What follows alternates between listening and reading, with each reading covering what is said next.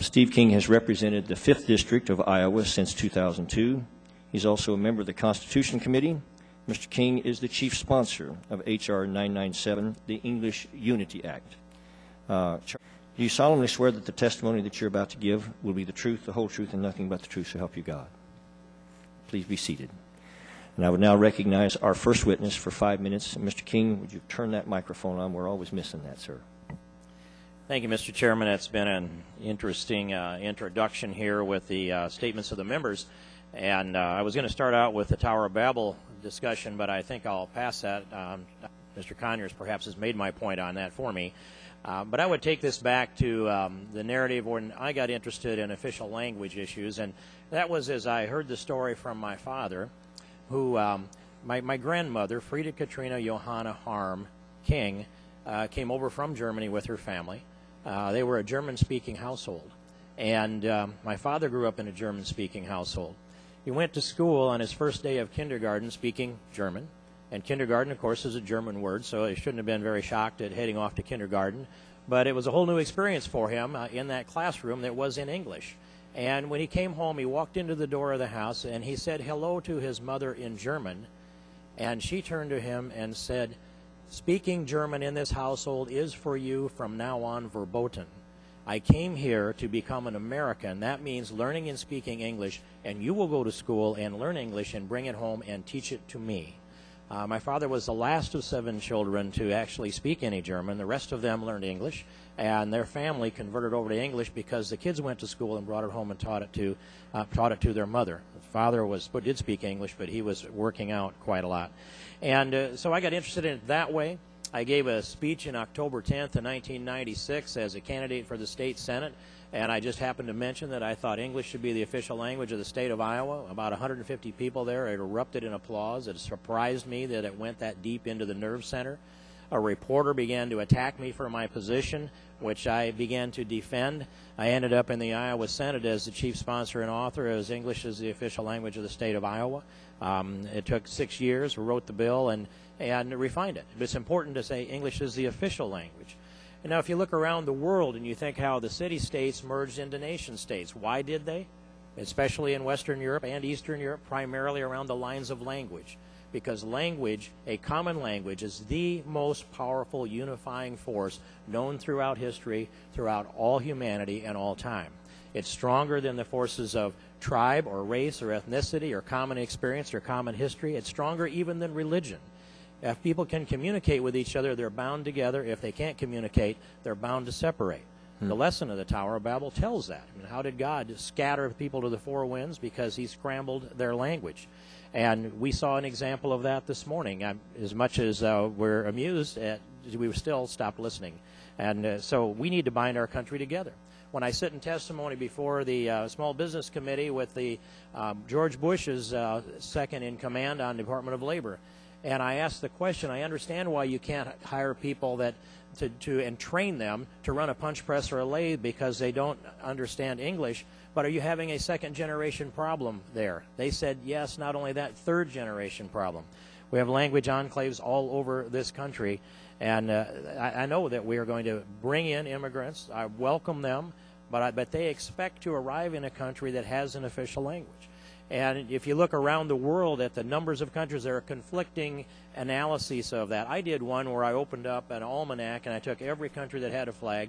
I looked it up, and at this time, the World Book Encyclopedia, every other country had an official language according to that research. There are a couple, 3 exceptions out there in the world otherwise. Some have more than one official language. Singapore has English as an official language. It's pretty interesting that other countries saw the wisdom in this, and here in the United States, we haven't been able to get there. Noah Webster wrote the American English Dictionary for the purpose of uniting the American people. He saw that there were, among the colonies where he traveled, that there were colloquialisms that were arising and new languages were emerging because people didn't travel and interact with each other enough. So he wrote the American English Dictionary for the purpose of binding the American people together. Thank God English is the common language in this country. It has bound us together. We need to make it the official language because there are efforts in this country to fracture this and divide it. Going clear back to 245 BC, the first emperor of China, whom I pronounce Qi Shi Huang, and the Chinese always correct me on that pronunciation, he identified that the Chinese were different languages, at least 300 different dialects all over the landscape where they are today as one China. He hired scribes to write the Chinese language for the purposes of binding the Chinese people together for, quote, the next 10,000 years, close quote. Well, it's worked pretty good for the next 2,500 years. There's no sign of that fracturing that I can see.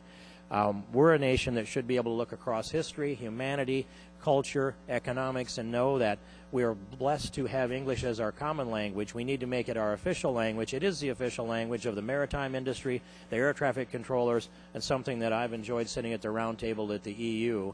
It's the official language of the European Union, although sometimes you hear it with a French accent. Thank you, Mr. Chairman, and I yield back. And I thank the gentleman. Congressman King, you stated in answer to one of Chairman Frank's questions that your bill would not impact the Voting Rights Act. Yet Section 203 of that law specifically requires certain jurisdictions to provide all voting materials that they provide in English also in the language of a language minority, be that Spanish or German or Yiddish. This includes voter registration forms. You sued the Iowa Secretary of State with respect to a nearly identical law. So how can you say that this would not impact the Voting Rights Act, that this would not impact the Section 203? Well, first I'd concede that the gentleman's made a point that's worthy of discussion here. And when I brought the suit against the Secretary of State in the state of Iowa, it was on state law and as opposed to federal law. We have the Voting Rights Act contains within it covered districts. Those covered districts, I believe, are a different legal question than they are in the broader component of this. And so, like a lot of legislation, there may be differing opinions on how this would be resolved if it needed to be resolved. I'm hopeful that we come together on a common language and don't have that. Hold on. The covered jurisdictions of Section 5 has nothing to do with this. Section 203 covers the entire country and says that where you have a sufficient foreign language population as a percentage of the voters, you have to issue all voting materials in English and in some foreign languages. Would your bill change that? Well, the Voting Rights Act puts the obligation on the states, and this bill applies and binds the federal government. That is a distinction that is part of this with regard to the Iowa piece. So you're saying it wouldn't impact that? I want to go back and read that section in light of the point that you've raised. And this Congress... Is your intent not to affect that? It is my wish one day to affect that. I've done so by bringing an amendment to the Voting Rights Act when it was reauthorized on the floor. Is your intent in this bill to affect that or not? It is not my specific intent to target that particular component. I think that's an unresolved disagreement that we may have. Well, would you put a provision in the bill to make it clear that this doesn't affect that?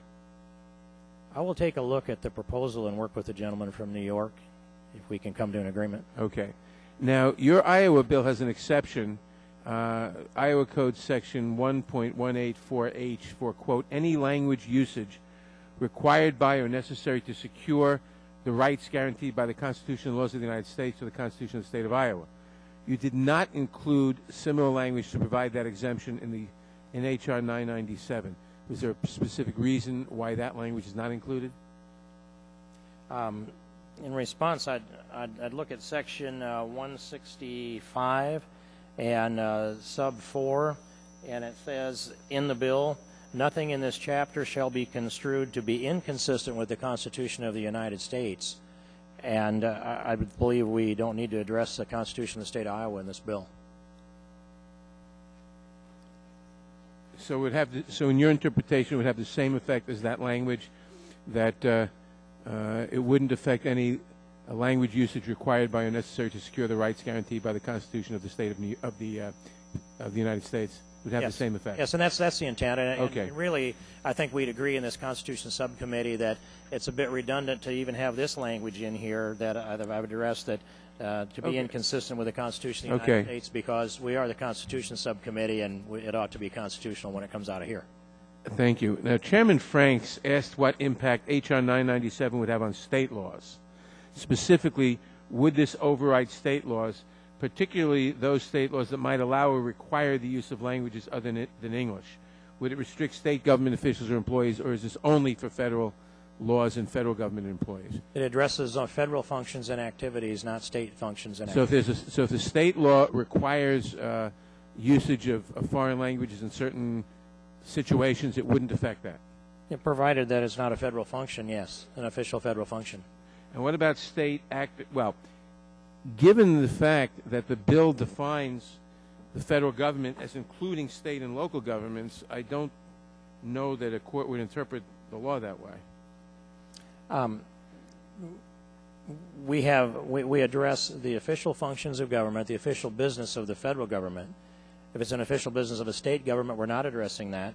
But it says any function that binds the government is required by law. No, but it's not the question of the official. It's not the question of the official function. I asked about would it affect state laws. And the bill says, for the purposes of this section, the term United States means the several states and the District of Columbia.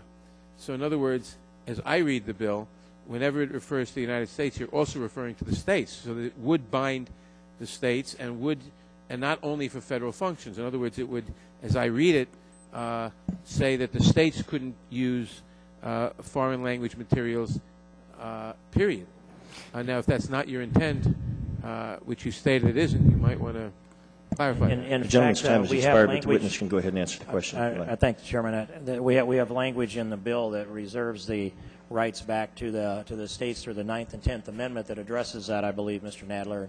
So I think we're comfortable this addresses only the federal government and doesn't direct the states in their functions. Thank you.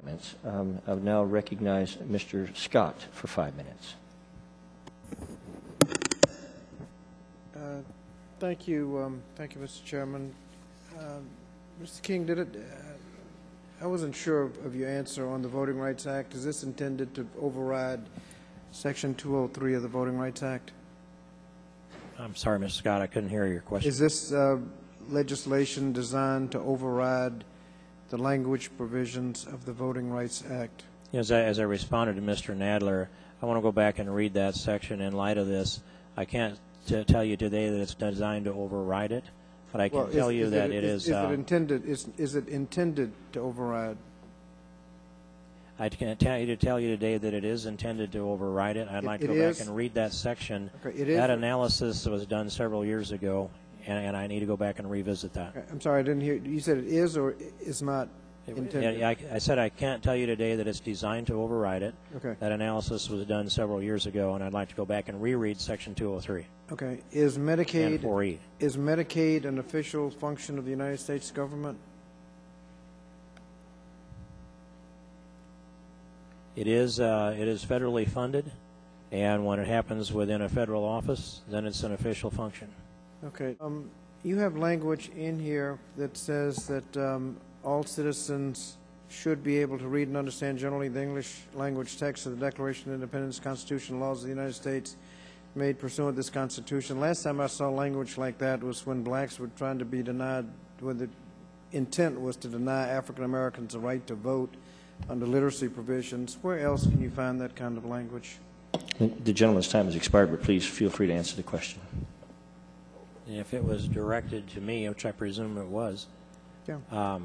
I don't know where that language might exist otherwise, and I would be interested in the narrative from the gentleman from Virginia if he's seen that language as part of their life's experience. But it's a standard here that we wrote into the bill for the purposes of encouraging the learning and understanding of the Declaration and the Constitution and the laws written from it for the very purpose of encouraging newly naturalized citizens to learn and understand deeply the history of this country and the founding documents of this country.